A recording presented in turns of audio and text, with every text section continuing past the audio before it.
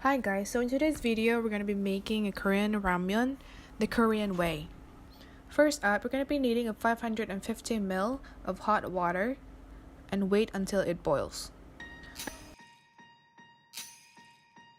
Last year I thought about how things can come around just like that if everyone is here. The brand of ramyeon I'm using today is Jin Ramyeon because it is one of the best ramyeon I've ever had.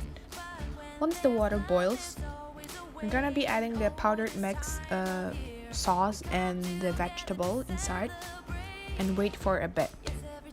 Once a bit simmer, you're gonna be adding 1 until 2 tablespoons of sesame oil of your choice.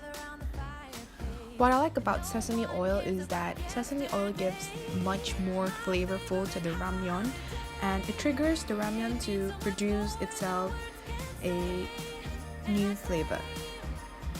You can add 1 tablespoon of Gochugaru powder to make your ramyeon more spicy.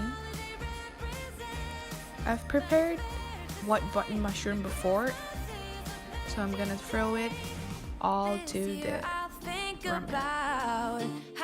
And I've added 1/4 tablespoon of Gochujang Paste. Yes, I am on my way. Check on your mushroom if they have softened. Add your ramyeon inside.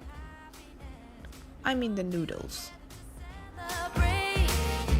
Yes, every time the snow is falling down and it is cold outside, we gather around the fireplace and no one cares about yesterday. And add your scallions inside.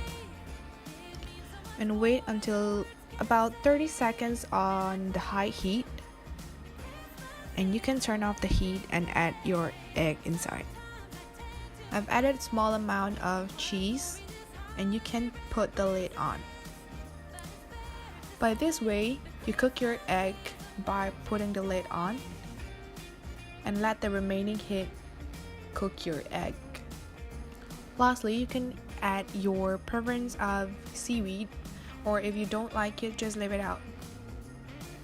And you're done. Don't forget to like, subscribe, and comment down below if you have tried this recipe. Bye!